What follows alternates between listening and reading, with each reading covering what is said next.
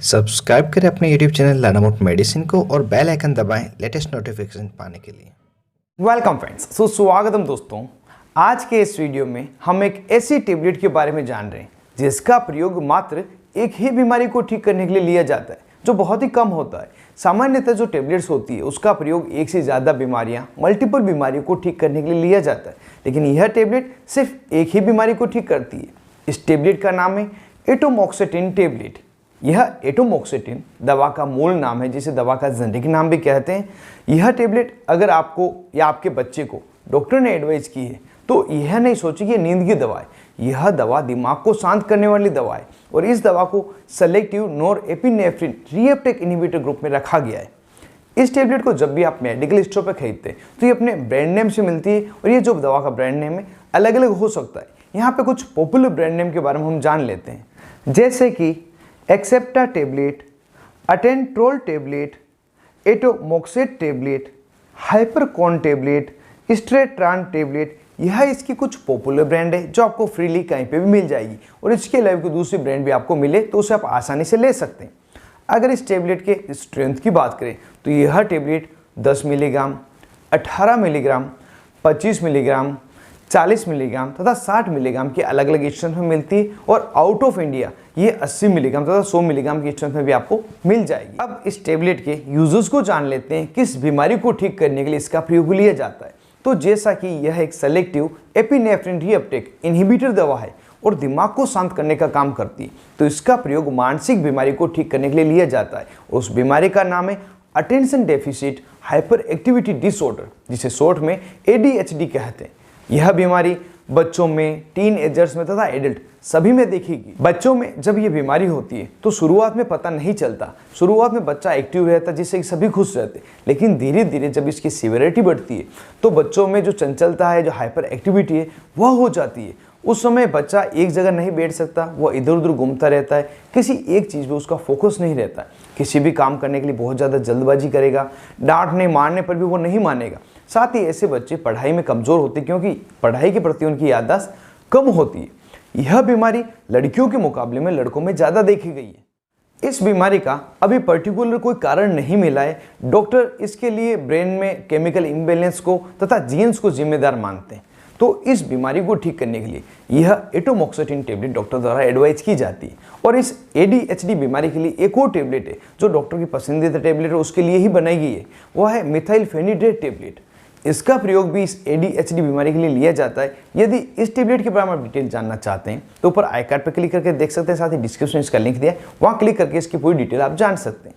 ये जो एटोमॉक्सेटिन टेबलेट है हालांकि एक ही बीमारी में दिया जाता है, लेकिन हो सकता है डॉक्टर अपने अनुभव के आधार पर किसी मानसिक रोगी को अटेंशन के लिए, अलर्टनेस के लिए, साथ ही मेमोरी के लिए किसी बीमारी में दे, वो उन पर निर्भर करता है, उनके अनुभव पर निर्भर करता है। तो दोस्तों इस तरह से इसका प्रयोग लिया जाता है। जब ये टेबलेट पेशेंट को दी जाती है तो कुछ कॉन्ट्रा इंडिकेशन भी है, मतलब उस पेशेंट को नहीं दी जाती जिसमें कुछ बीमारी है या कोई दवा चल रही है। जैसे कोई पेशेंट है जिसको हार्ट रिलेटेड प्रॉब्लम है, हाई ब्लड प्रेशर की समस्या किसी को है, किसी को ट्यूमर की समस्या है और आंखों की बीमारी ग्लाउकोमा है, हाइपरथायरॉयडिज्म है और जो कि कंट्रोल नहीं हो पा रहा है। साथ ही उन्हें कोई मेडिसिन चल रही है जैसे कि MAO इनहिबिटर जिसमें लिनेजोलिड आ रही है, आइसोनियाजिड आती है, इन्हें यह दवा नहीं दी जाती। इसलिए यदि आपको यह टेबलेट एडवाइस की जा रही है तो एक बार डॉक्टर से जरूर से बताएं आपको कौन सी बीमारी है, कौन सी मेडिसिन चल रही है, उसके अकॉर्डिंग आपको कोई दवा लिखी जा सके। अब इस टेबलेट के साइड इफेक्ट को जानते हैं, क्या क्या इसके साइड इफेक्ट होते हैं। जो most common general side effect देखे गए उसमें व्यक्ति को पेट में दर्द हो सकता है, डिजीनेस रहेगा, हार्ट रेट बढ़ सकती है, ब्लड प्रेशर व्यक्ति का बढ़ सकता है, नोजिया तथा वोमिटिंग होना, पाचन शक्ति का कम होना तथा बहुत ज़्यादा थकान होना, इस तरह के कॉमन साइड इफेक्ट दिखते हैं। और अगर सीरियस साइड इफेक्ट देखें तो उसमें व्यक्ति के चेहरे पर सूजन आ जाएगी, पूरे शरीर पर सूजन आ सकती है, व्यक्ति को लीवर समस्या हो सकती है, साथ ही उन्हें सुसाइडल थॉट आ सकते हैं। इस तरह की समस्याएं सीवियर साइड इफेक्ट में होती है। अगर ये या इसके अलावा कोई दूसरे अनडिजायरेबल इफेक्ट मिले तो तुरंत ही एक बार डॉक्टर से मिले, जिससे कि प्रॉपर ट्रीटमेंट देके आपको यह टेबलेट चेंज कर दी जाए, दूसरी टेबलेट आपको लिखी जाए। अब वीडियो के लास्ट में इस एटोमॉक्सेटिन टेबलेट की डोजेस के बारे में जान लेते हैं। इसकी अगर एडल्ट के लिए डोज की बात की जाए तो एडल्ट में 40 मिलीग्राम प्रतिदिन यह टेबलेट शुरुआत में दी जाती है और बाद में आवश्यकता अनुसार 60 मिलीग्राम या 80 मिलीग्राम डॉक्टर द्वारा मेंटेन डोज में रखा जाता है। और बच्चों में इसकी जो डोज है बॉडी वेट के अकॉर्डिंग दी जाती है, जो होती है 0.5 मिलीग्राम प्रति किलोग्राम प्रति डे, यह दी जाती है। ये इनिशियल डोज है और मेंटेन डोज के रूप में से 1.2 मिलीग्राम प्रति केजी प्रति डे तक पहुंचाया जाता है।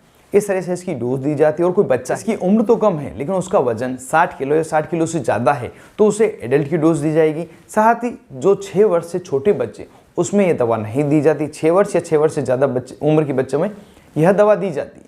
अगर इसके ड्यूरेशन की बात की जाए तो सामान्यतः जब इस दवा को 1 महीने तक दिया जाता है तो इसका असर होने लग जाता है और अगले 1.5 से 2 महीने में ये अच्छी तरह से अपना असर बता देती है। मतलब जब टेबलेट्स लेना शुरू करते हैं उससे 2.5-3 महीने में अपना असर बताएगी। इस दवा को कम से कम 3 महीने लेने की डॉक्टर द्वारा सलाह दी जाती है और आवश्यकता होने पर इसे 1 साल या इससे ज़्यादा भी दिया जा सकता है। इसकी मैक्सिमम डोज की बात करें तो प्रतिदिन 100 मिलीग्राम इतनी इसकी मैक्सिमम डोज होती है, इससे ज़्यादा नहीं दिया जाता। तो दोस्तों यह पूरी जानकारी थी एटोमोक्सेटिन टेबलेट के बारे में, जिसका प्रयोग ADHD जो बच्चों की हाइपर एक्टिविटी डिसऑर्डर है उसको ठीक करने के लिए लिया जाता है।